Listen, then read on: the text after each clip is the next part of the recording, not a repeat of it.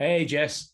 Oh, Hi, morning. we had you there. There. Yeah, I've got you back now. Yeah, how you doing? Excellent. I'm good, thank you. How are you? Great. It's looking very Christmassy there behind you. You can see the reflection of the Yeah, Christmas I'm, tree. I'm in the front room with the Christmas tree. Awesome. And it's pretty dark as well, hey?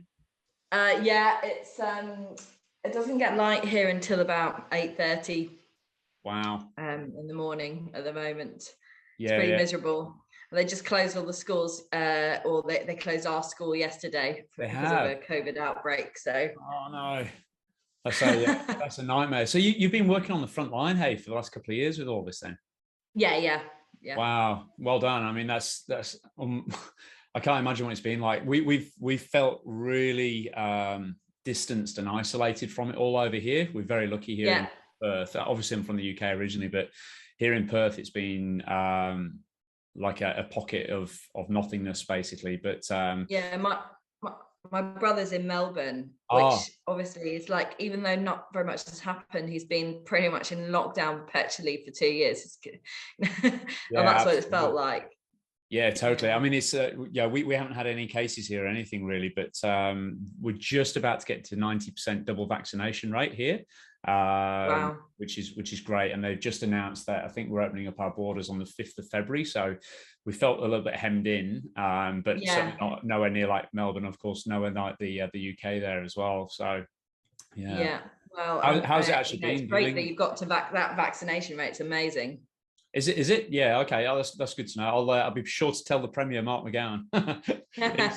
They're doing massive marketing campaigns over here at the moment to try and get people there, and obviously the incentive to then open up the borders and everything. But what is it like in the UK? They just kind of embarked on this booster campaign because of the Omicron variant Right. has really taken off, and we've had more positive case results or positive test results yesterday than at any point during the pandemic. Right. Okay.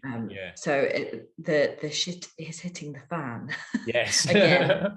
I've heard a few interviews with Boris or what he's been talking about and stuff like that. So I mean, without getting too political and stuff, Yeah, like it's a bit. It does seem like it's a bit crazy and stuff over there. So, yeah. what has it actually been like working on the front line then with it all? Like, has it been quite scary at times? And So in the first wave, I was in intensive care in one of the biggest intensive care units in the UK and based in London. And I remember very clearly at the start, we had a 40-bedded unit, HDU, ITU, and just going on the ward round while other doctors were coming up to me asking me for a screwdriver, which is very unusual. They were taking signs off the wall and just moving our entire office from one end of the ward to the other to seal wow, everything off while we were going around seeing the patients. And that kind of whole craziness generated lots of adrenaline and anxiety, and you're getting it, with all the get up and stuff like that, and then you kind of get into your routine. But I think lots of people had a really difficult time during this pandemic. We were going out and doing the job that we know how to do, that we're paid to do, and that we're trained to do, and we got to leave the house. Whereas my wow. Okay, husband so was stuck at that was home doing homeschooling. yeah. um, Wow. so yes, it was really difficult, and there was a lot of there's going to be a huge fallout, I think, with people suffering a lot of trauma, Yes. and both now and down the line, and particularly with the repeated waves. There's been no respite, I Yeah. think, and that's what's been really challenging. You did mention yourself that when you got back in the water for the first time, it was a real emotional experience, and yeah. Tell me a little Yeah. bit about that. So when one of my bosses, one of the consultants in intensive care, so I'm a consultant respiratory medicine now, which happened midway through the pandemic, but before I was a registrar, which is just under the level of consultant. And one of my consultants did a lot of swimming, and in fact followed Swim Smooth to train himself to swim. Oh, And really? and we were going, we worked together across the whole pandemic and before, and he knew I was swimming, and and going regularly, and I'd signed up to do the Dart 10K in that September. And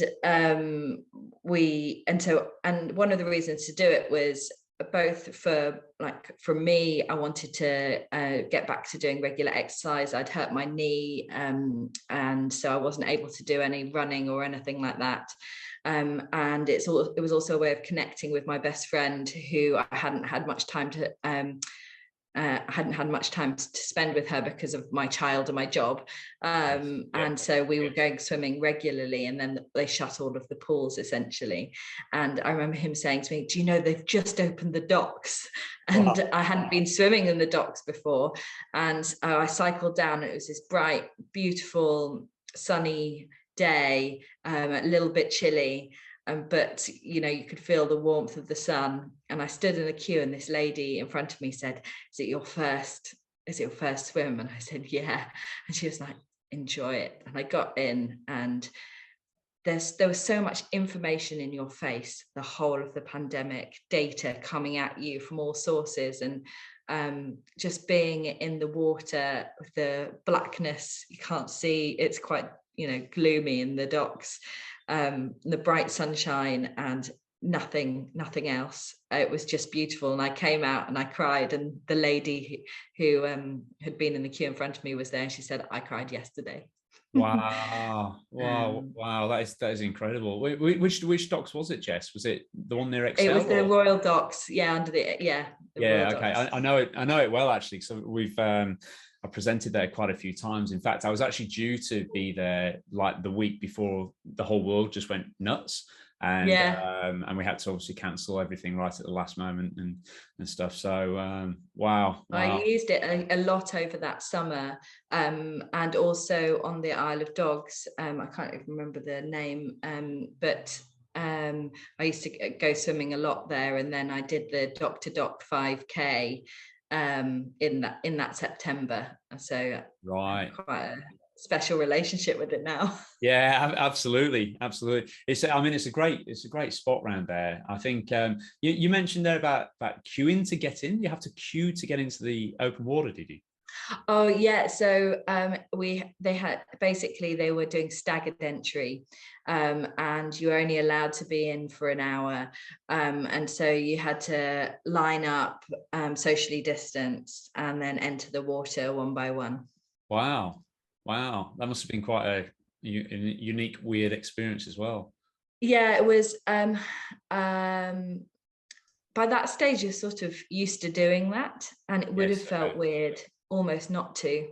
And in fact, I go swimming at West Reservoir in North London now, because that's close to where I live. And again, even now, you still, you wait in turn till the person in front of you has entered the water. Really? And when they did the Dock to Dock race, they did staggered entry for that too, instead of doing a mass entry. Yeah, right. So I've never actually done a mass entry swim. Oh, you haven't? Okay, you'll be. That'll be a great one to get into when you eventually do. Yeah, it's a very unique washing machine sort of experience. Is that so? Yeah. So I'd be told.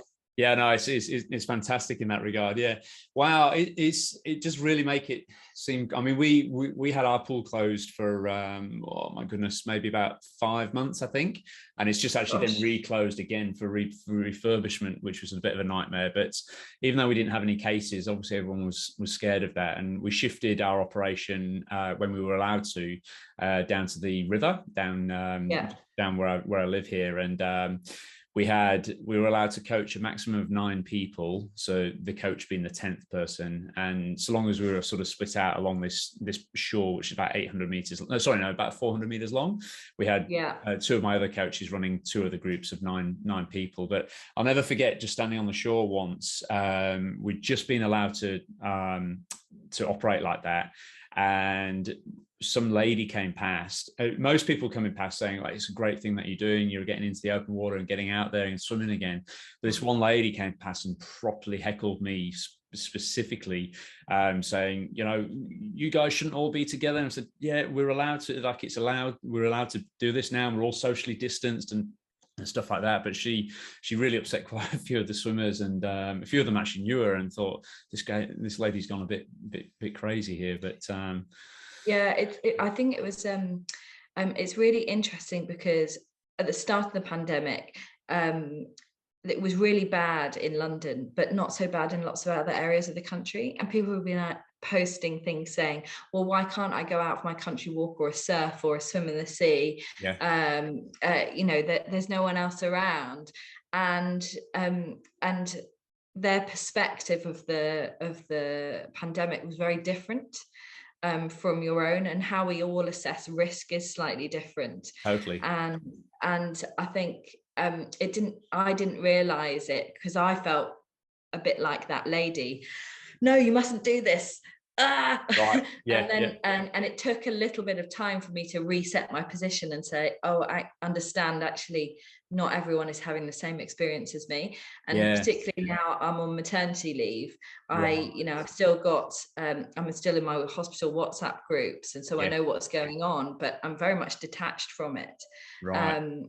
Instead I'm all about the outbreaks in schools, and that's my way of being in the pandemic, and knowing that things are hotting up, I suppose, and how to change my behavior. But for each of the previous waves, I've been on the front line, and what I can see is people coming in and being really, really sick. So you have that sense of urgency, but I think it's very difficult for people to really understand what is going on at that sort of level. Well, congratulations anyway. So you just had a baby, is that right? Yeah. Wow. Yes, how he or she? He's 3 months old. Wow. Well, you're looking great for 3 months post. Thank you. It's actually lovely not being at work. Yeah, right, I'm sure. For the first time in my life, I've got another son who's 6 years old. Right. And actually I only took 7 months off, and I enjoyed going back to work. But it's been nice to have a break. And also absolutely. My husband's been working from home, which is very different from our first child, where he was out of the house 12 hours a day. So at least we can, share the nappy burden. Yeah, absolutely. What's your new little baby's name? Beau, BOW. Oh, very nice. Very nice. Yeah. Oh, that's awesome.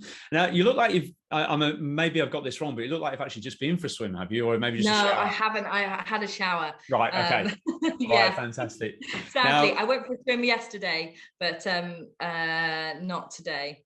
Yeah. Okay. Cool. And just tell us a little bit about your swimming then at the moment, and what you have been able to do. And before we go, I'm trying to get in the pool twice a week. 3 would be luxury, and 1 is a disappointment. Right. Okay. Yeah. Sure. I put it that way. And I basically, at the moment, because I'm breastfeeding, so I have to do a feed and then run out of the house and try and be back before the next one. As he's getting a bit older, it's getting a little bit easier, but I also have to schedule it around my husband's work, so that's why it's a bit more tricky. And when we just moved house about 6 months ago, and I used to live 15-minute cycle from the aquatic centre and London Fields Lido, so the 250-metre pools. Right. And when we moved here, there's a lot of local council run, or in fact, it's run by a particular company, and they've not really opened back up because they haven't got the staff. Wow. And so there's been very few swimming slots. So I've had to go a little bit further away to find a pool that has loads of slots and that I can get in easily. And it's a great little new pool, but it's 25 meters, not 50 meters. Yeah, sure. And that's actually been really beneficial to me, I think, because I'd got into a bit of a rut just going in and swimming long distances at a steady pace. Yeah. And not doing what I should be doing to improve. Right. In terms of kind of sprints and I think being in a 25-meter pool, that's really encouraged me to do that, because you can't just go up and down in a 25-meter pool hundreds of times doing 3K. It's just a bit boring. It is very boring, yeah. Yeah. So as much as I love swimming, and so actually I think that's going to be really beneficial for my swimming. Yes, absolutely. It will force me into doing that. So we'll crack on in just a moment then with the Yeah. video analysis. It was great that Julian managed to get some video footage. So obviously one of our swim smooth coaches over there in over near Richmond, Acton, that sort of Yes. at the park club basically. And I've been showing a little bit of video footage. In fact, I just did a podcast with Rebecca Adlington a couple of weeks ago, and you're actually swimming in this video in the same pool that I filmed her in 10 years ago. So it's quite nice. Amazing. Nice to see the pool again, which is great. When you swim, how do you feel? Bit of an open question. Comfortable. Comfortable. I particularly when I'm swimming at a kind of steady pace. Probably slightly less now than before I had my baby, but because I'm just trying to get back into it. I feel like I could go on for ages. Wow. And when I did the 5K, I was back in the pool the next day with no problem at all. And so I felt like I had trained for the first time in my life, actually trained for something, and was able to complete it without ruining myself. Yeah, right. That's really good to know. But also a little bit stuck in my ways, I would say, and a little bit plateaued. Yeah, sure. What do you see to be your key issue, if you like? I don't know if you've seen the video footage. One of the things that I have done here, Jess, is I've purposely not looked at the video yet, so I'm actually trying to do this exactly as I would do if I was filming you on the pool deck, and so we're going to go through it exactly like that. But in your mind, what would you say are a couple of your issues? Obviously the strengths are the diesel engine, the ability to go on and on and on, but where are some of your issues, do you think? So I'm struggling to get faster, and I'd like to get faster. I think part of that's probably a fitness thing, and part of it's my lazy training style, which is just go in and keep increasing the amount of distance that I'm swimming. Sure. I only breathe to one side, and I have tried to do some work to try and make it as comfortable to breathe to the other side. But I get lazy, and because it's just so easy doing it the other side, and I can breathe to the other side, but I notice that I'm not as balanced. Balanced with that. Okay. Yeah. Well, let's take. Sorry, go on. Yeah, and that's it, I would say. Yeah, cool. Okay. Well, I'm just going to bring up the screen here, so I'm not. You should still be able to see me, I think. But if not, the only other thing I was going to say was that when I first started swimming, getting back in the pool after 10 years out, I used to kick really a lot, and I remember, and I'd get tired really quickly. And I remember someone saying to me, "Oh, do you notice the longer distance swimmers? They don't kick very much." Yes. So I taught myself to do the kind of swing kick, 2-beat kick, I think. Yeah. And so now I do that, but then obviously change it up when I go do the sprint lengths. And Julian was asking me how I felt when I was going fast, and I was like, I feel like my stroke is entirely different. Yes. Okay. Well, he did actually send me over some sprint footage as well, so we'll have a little look at that as we go. So now, looking at this, we're on a little bit on the side. Let's just have I think there we go. All right. Yep. So while the park club has changed a lot since I was there with Rebecca Adlington, it was like I say, flood level, and got rid of all the grass as well. I think it used to be all grass down here. Anyway, nonetheless, but let's just have a quick look at what we see here. So, as you mentioned, you're only just breathing to the towards the left-hand side there. Now, probably the first thing that I'd pick up with this is, yes, you're breathing just to the one side, but a really interesting thing is if we actually bring in Rebecca Adlington right now, go straight to the point. Becky, like I say, she allowed us to film her. Here we go. Look. Same pool, all looking a bit different. She allowed us to film her back in 2011, just before the 2012 London Olympic Games. And one of the things I like to show about her stroke is just how different it is compared to most strokes that might have been taught in the UK. Now, that sounds a little bit sort of like a bit of a sweeping statement, but what I mean by that is most people, and I certainly coming from the UK as well, most people get taught to actually enter into the water as you're doing here with the right hand, thumb first into the water, as you can see just here. Now, most people used to think that that was a smoother, easier way for the hand to enter into the water and be better, be more efficient. However, if you just whilst you sat there, if you just pop your arms right out in front of you right now, so just in a very sort of neutral position with the palm of the hands looking down at the ground. Right now, your shoulders in this nice neutral position, but if you turn your thumbs down, you'll feel that your shoulders actually get twisted internally when you do that. Now, even though it used to be taught to enter into the water thumb first and then to do almost like an S shape underneath the body, as you can see here with Rebecca, she does the complete opposite of that. She's very, very neutral going into the water on both sides. She also breathes bilaterally as well, but you can clearly see, look, she goes into the water fingertips first rather than thumbs first. Now, if we watch you over on the left arm recovery, we come over here, and even on this side as well, we've got that slight sort of thumb first entry.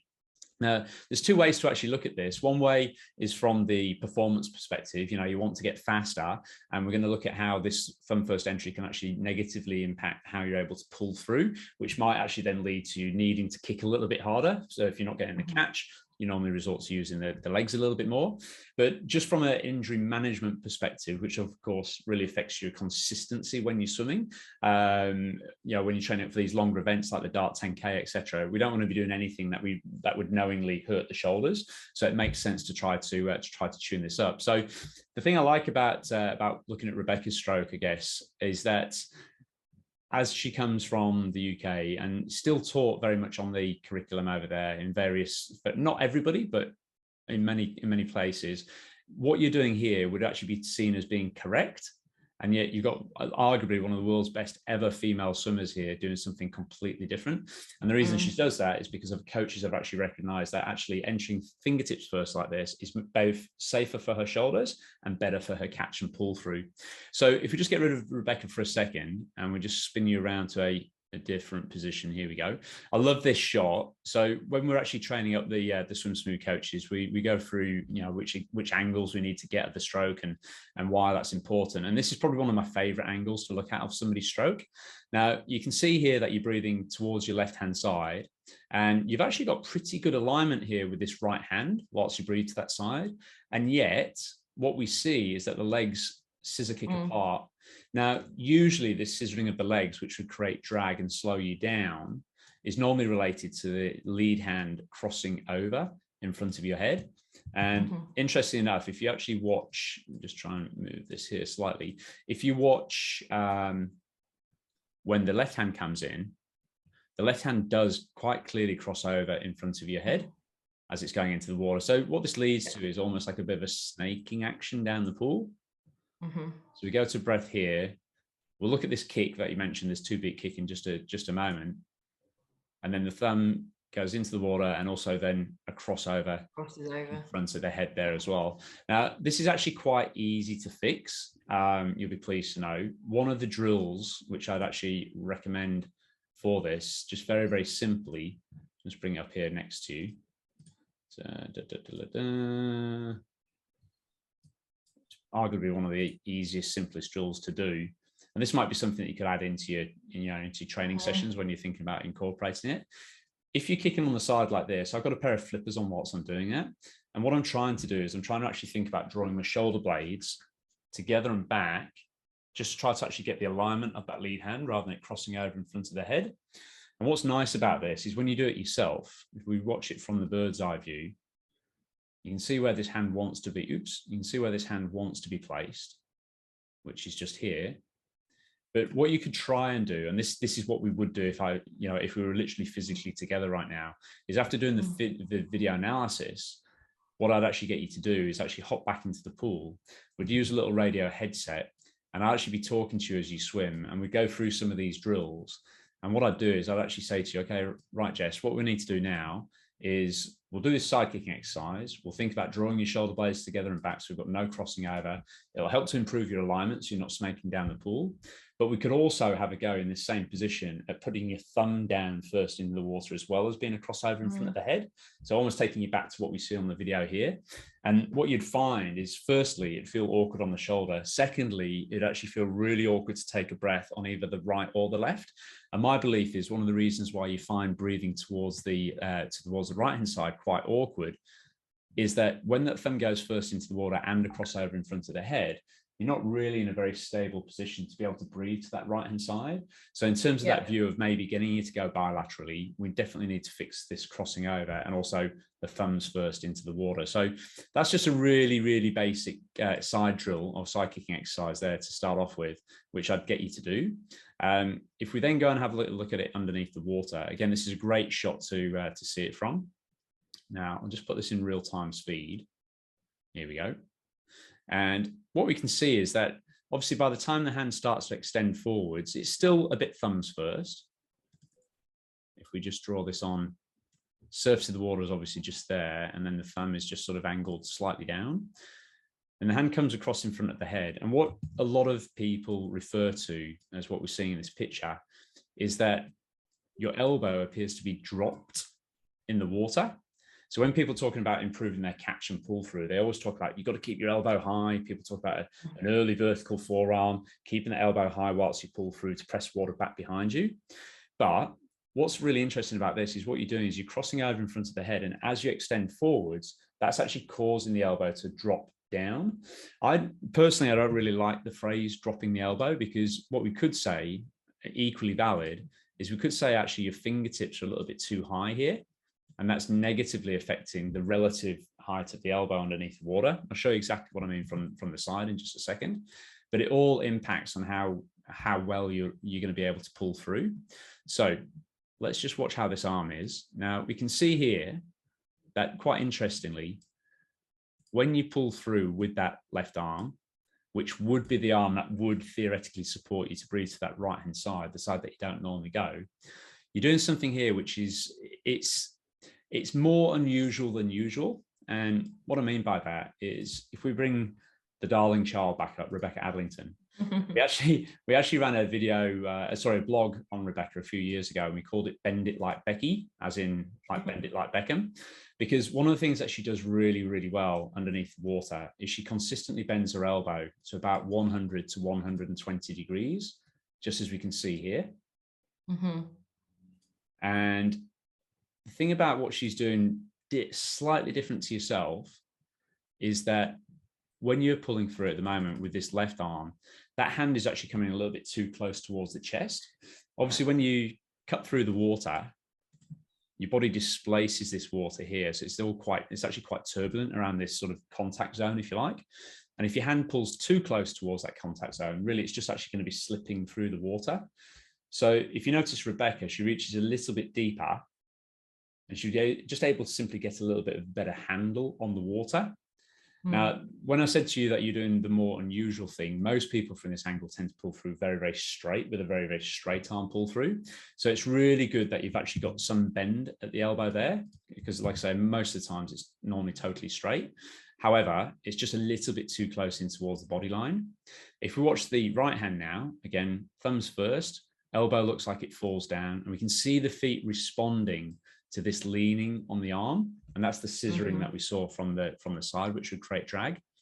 And then what ends up happening, and this is really quite interesting as well, is if we get Rebecca on exactly the same stroke, what I want you to see is how different you are in that position right there. So what you're doing there, Jess, is you're leaning on that arm. So you're leaning on that arm there and sort of pushing down on the full weight of the water. Whereas what Rebecca's doing is she's got that bend and that catch and pressing water back. And this is one of the things, sometimes I get asked a question, especially when, if I'm working with some coaches, teaching them how to do this, if you like. One of the scariest swimmers to work with is somebody who's actually technically really quite good and probably swimming in the fast lane already. The question is always, well, how do I make a difference to somebody who already looks good? And one of the first things I say, even without seeing that swimmer, is that have a little look at what's happening on the breathing stroke. because usually if something's going to go wrong in somebody's stroke, it will go wrong when they're breathing. And the reason it goes wrong when they're breathing is because what you're thinking about when you're breathing is breathing. You're not thinking about the arm catching the water here, which is exactly what Rebecca's doing. So it really, when you get to this point, it looks absolutely fantastic. But there's that first moment there where we're leaning on this arm, losing a bit of balance, legs come splay kicking apart, creating drag, and potentially the combination of the thumbs first and leaning on this arm. I'd be a little bit nervous about how that right shoulder specifically would respond over, you know, if you're training up for a big event. Not to be a scaremonger or anything, but you know, no, I got I started getting a little bit of pain in my right shoulder towards the end of my training around the 5K. Right. So, okay. So that's certainly tallies up with what we're seeing here. Yeah. Now, one of the quick tips I normally give to people is that if you're, let's say, for example, your training has gone well and you're in your event and then you start to get a little bit of soreness in the shoulder or what have you, or wherever it might be in the body, the very first thing I would actually recommend anybody do is actually just start to breathe to the side that's actually sore. Because what ends up happening when you breathe to the side that's actually sore, with that extra degree of rotation that you naturally get by breathing to that side, it just unloads the shoulder a little bit, and that'd be quite a nice little adjustment for you to do there. But anyway, let's just take a little look at this. So that's a nice little shot from Julian here again. Look, just really indicating what he would have been doing here. I know Julian really well. In fact, he was actually one of our very first swim smooth coaches. I met him in 2005 at the Excel Centre, believe it or not. That's where I actually met him. And it was the very first time I was actually out there doing the whole swim smooth thing. And Julian came up to me and said, you'd like to sort of learn a little bit about what we're doing. So what I'm assuming he's doing here is he's almost giving me a couple of clues by filming this angle. He's almost talking to me through the camera, saying, I haven't spoken to him, I must point this out, but he's almost like he's telling me, have a little look at that thumb first entry and the crossover. That's what we need to fix, basically. Now, if we go to, I think he's got a side, here we go, side shot here. And we can start to have a little look at the leg kick.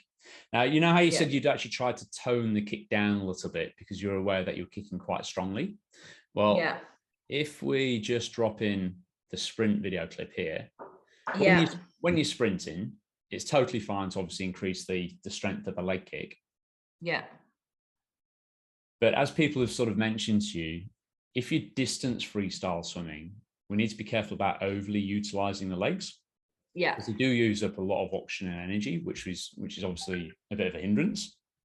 If we just bring this lady here, now this is 7 times world marathon swimming champion Shelley Taylor-Smith from here in Perth. Yeah, and she's got a nice catch just there, but she's also got this beautiful, truly 2-beat leg kick here. Yeah. And the reason I like to show Shelley, apart from the fact that she's obviously a brilliant swimmer and really horizontal in the water there, is if we just watch your kicking from the side, you'll notice that you're kicking a lot more than Shelley. And the reason I'd suggest you are kicking a lot more than Shelley is simply because that thumb first entry into the water and the compromised catch that we've seen underneath the water, it only leaves you with one choice, two choices, I guess. You either slow down or you kick a little bit harder to sustain the effort. So there's almost a right way and a wrong way, if you like, of developing that steadier 2-beat leg kick. The wrong way is just to simply slow down to the 2-beat kick and just kick less. Because if you're kicking strongly at the moment like you are doing, you're doing it for a reason. So there's like 2 parts to this process. You've almost got to fix the hand entry and the catch, and that will naturally then allow you to improve the 2-beat kick. I've got it's about a 25-minute video tutorial on exactly how to develop the 2-beat kick, and I'll send that on to you so you can watch it. Thank you. It'll be really quite useful for that there. So what I'll do then is I'll just bring in this little drill again. So we obviously mentioned the side kicking exercise. The next extension from that would be to get you to do what we call the Javelin drill. Now, I don't know if you've ever swum with paddles before, but a lot of people think about using paddles as increasing the surface area of the palm of the hand to make it harder to pull through, to strengthen you up, if you like. But these paddles here are actually shaped like an arrowhead, and they're perfect for your stroke. They're made by a company called Finis. if you cross over in front of your head, because there's only one strap for the middle finger and a keel on the bottom, if you cross over in front of your head and or enter into the water thumb first, the paddle's designed to fall off your hand. So, which is really cool, yeah. Yeah. So what you end up doing is you know, if you're in a 50-meter pool, you do 25 meters kicking on the side, like I've just shown you. And then once you get to the 25-meter marker, this is a great exercise to then teach you both how to go into the water fingertips first, to extend forwards in front of the shoulder. And you'll notice here, I'm only breathing to one side myself as well. I'm breathing away from that single paddle. And the simple reason being that we've already seen in your stroke that if something's going to go wrong, it'll go wrong when you breathe in. That paddle's there to remind you of that exactly as you're doing it. And what it'll also do is it'll teach you to just tip the fingertips down at the front of the stroke to catch the water whilst you breathe into the side there. And it just helps to keep everything, you know, nice and smooth. And for yourself, this would be a great way to build up that bilateral breathing, because you get a chance to go, you know, to the left and to the right side. Now, the final stage in this, and I can see you furiously writing down notes. Don't panic, I'm recording all this for you and you'll be able to just watch it all back through, but please do keep going with your notes. That's fantastic. If we just bring up probably one of my favorite drills here, just a little bit of sculling. Now, sculling, you can do this with a pull buoy between the legs, or rather you should do it with a pull buoy between the legs. Some people do sculling, just moving the hands in and out like you're mixing hot and cold water without the pull buoy between the legs. And the problem that this creates is that you're never quite sure whether it's your kick that's pushing you forwards or what you're doing with your arms. Right. And for sculling to be successful, you've got to keep your fingertips below the depth of your wrist and below the depth of your elbow.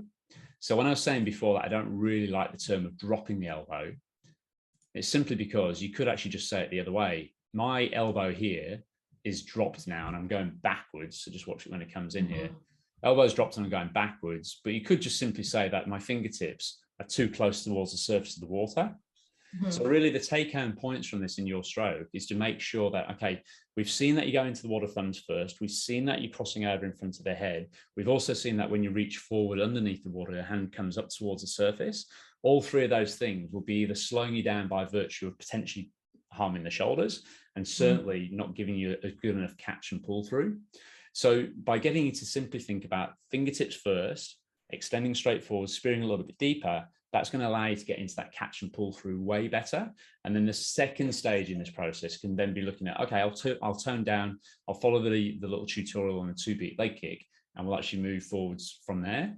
So I actually really like, Jess, what you're actually doing here. And I don't think it's going to take you a million years, definitely not, to actually tune this up. And I think you'd be able to certainly, you know, if you've already experienced a little bit of soreness on that right shoulder, that should be motivation enough to try and make a couple of changes on this and really drive it forwards. I'm not sure how far away Julian and his squad is from you, but it might be, you know, it might be worthwhile every now and again just popping over there and letting him take you through show you through the ropes and stuff, because obviously he'll do all these drills with you here as well. Yeah, he was brilliant. He was he? Did he give you any tips out of interest? No, he said that he'd leave it for you. Perfect. Yeah. I was sort of, you know, he's I'm not giving you any spoilers. Yeah, I was hoping you would. Yeah, absolutely. But there we go. So what I'll do from here then is I'll send you over the recording of this, and I'll also send you over the link to that video clip, so you can sort of see the progression of the 2-beat leg kick. And I'll send on a couple of training sessions which you can actually build into it. We did a way back in 2011, produced a video called the Catch Masterclass, and the whole process was talking about, okay, well, how do you actually catch and pull through better underneath the water? And the idea being that we split it up into 3 parts, and the first part was very much talking about the idea that, okay, most people, and I'll never ever forget this, most people, when they're talking about improving their catch, just want to learn how to pull harder and go faster and stronger. And I had this really, we call them Ocker Aussie, somebody who's got really quite sort of gruff in their voice and stuff over here. And he came to me on the pool deck for this video analysis session. He said, mate, I don't want to learn how to pull hard. Sorry, I don't want to learn how to body roll and breathe and all that sort of bullshit. I just want to learn how to pull harder. I said, well, I can teach you how to pull harder, but first I've got to show you how to actually enter into the water correctly. And so there's almost like 3 parts in that process, showing you what's happening as the hand goes into the water and how to do that. then showing you the mechanics of how to pull through. And as we saw, obviously, on your left-hand side, just that hand just pulling that a little bit too close towards the body line and reaching that a little bit deeper would help. And then obviously the third part of that is how it then affects the mechanics of the stroke. And in your case, what it's going to do, it's going to affect the stroke in the sense that it's going to give you the opportunity to then develop that more efficient 2-beat leg kick. Yes. You know, not everybody suits a 2-beat leg kick, and that's what I talk about in the little video that I'll send through. Not everybody suits it. I've seen people in the past who have thought, oh, I'll give this a little bit of a go, teach them how to do it, and it hasn't actually worked very well for them. So it's not like every distance freestyler needs to switch to the 2-beat leg kick. But looking at your stroke and looking at how you've already recognized that and toned it down, I think you definitely can progress down that pathway. I think it'd be really good for your stroke. But obviously the first stage is just getting that hand entry right first and learning how to that's really helpful. Really catch and pull through there. But I hope that gives you a little bit of an insight into how to tune it up. I was really intrigued by what you said at the start when you said I'm sort of stuck in a rut, and I've got I think you said something along the lines of a very set in my ways or something like that. Would you consider the bilateral breathing sort of unilateral breathing setting your ways, or is that something you wouldn't? A little bit, just because it feels so comfortable to breathe on that one side compared to when I have been trying to get more comfortable breathing at the other side. When I would say I shaved about 20 seconds per 100 meters off my time when I switched to the 2-beat leg kick. Did you really? Wow. And I don't know quite, I think it was because I was having to go slowly to maintain, like, to be able to sustain myself. Absolutely. Because I was kicking too hard before. And it also allowed me to focus a little bit more on my arms, but then I got stuck at that kind of one speed and wasn't sure how to, aside from getting fitter, how to make myself more efficient, because as you said, that's what I'm interested in, efficiency, feeling comfortable in the water. I think when I see somebody who is only breathing to the one side, there's usually two reasons they normally stipulate why they don't breathe bilaterally. One is that they feel like they're running out of air and can't support that. Now, underneath the water, usually that person is actually holding onto their breath a little bit and then blasting out right at the moment. You're not doing that. But what we do know is that left hand goes into the water, thumbs first, crosses over, and then when you pull him through, is very, very close to the chest line there. So it's sort of almost slipping through the water. And those three things combined would definitely make it very uncomfortable to breathe to that right-hand side, at least sustainably. So I think if you make those couple of adjustments, or 3 adjustments, if you like, then it will really help you breathe into that right-hand side. But you don't need to go into this thinking, okay, I've got to do bilateral breathing or I'm failing. It's not that at all. There's many ways to skin the bilateral breathing cat. One could be, okay, I'll just breathe every 2 on the left on the way down, 2 on the right on the way back, which is what that little javelin drill basically gets you doing. Another way you could do it is you could do what the pattern 2-3-2-3-2-3, which sounds quite complicated, but it is a nice stepping stone between breathing every 2 and then jumping up to breathing every 3.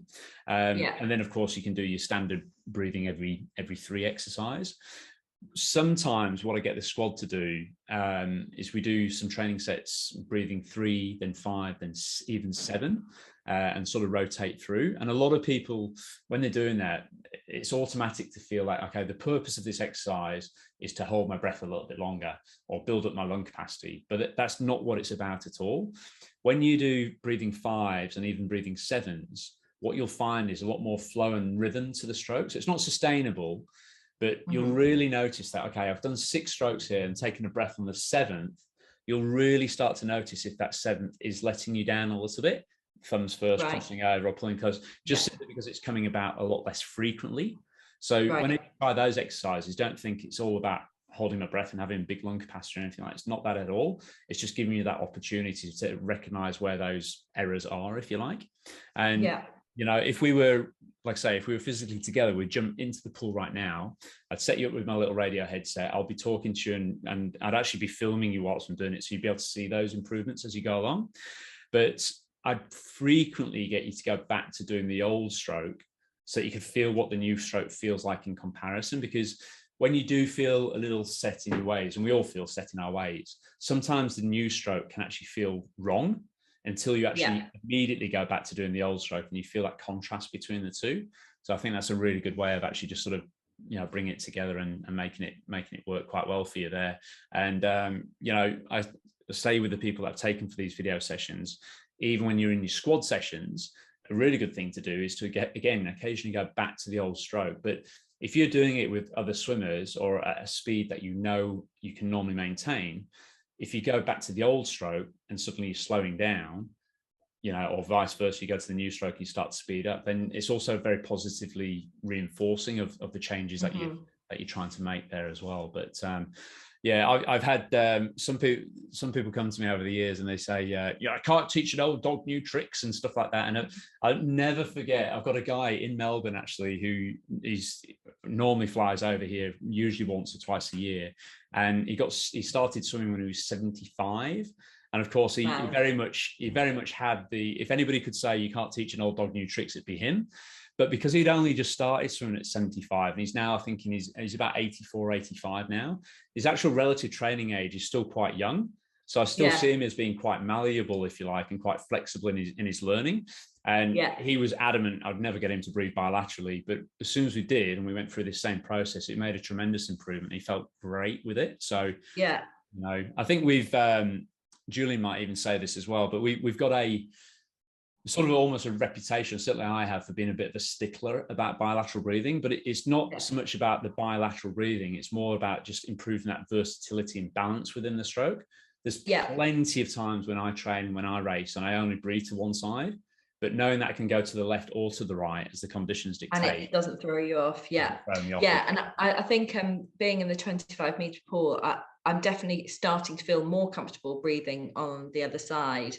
I need to, you know, as I say, not be lazy about it, because I do notice that I can tell that, you know, when my stroke feels good and I'm breathing on both sides, that it's better than just breathing on one side. Just on the one side, And you know, you'll definitely get there with it. And I think with those couple of tweaks to the stroke, it should help. It should also help to support it and make it a little bit better for you there as well. But thank you so much. It's a really great time for me now as well, because it's obviously the winter here, and so I'll be in the pool a lot more doing the shorter distances, and you know, having just had a baby, I'm just slightly slower anyway, and so it feels like it's a great time to reset and improve. So thank you so much.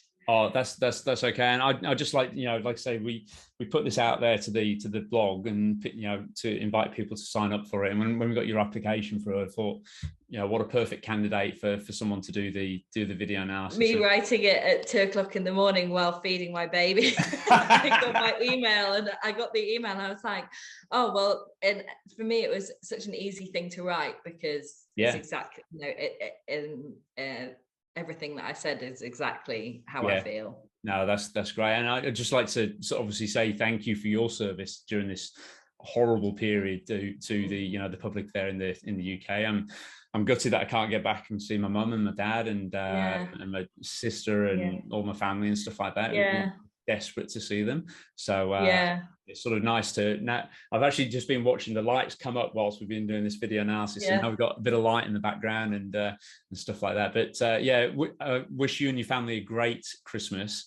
And I hope you get to see yours soon. I haven't met my new nephew yet, who's in Melbourne. So oh god, how old is he now?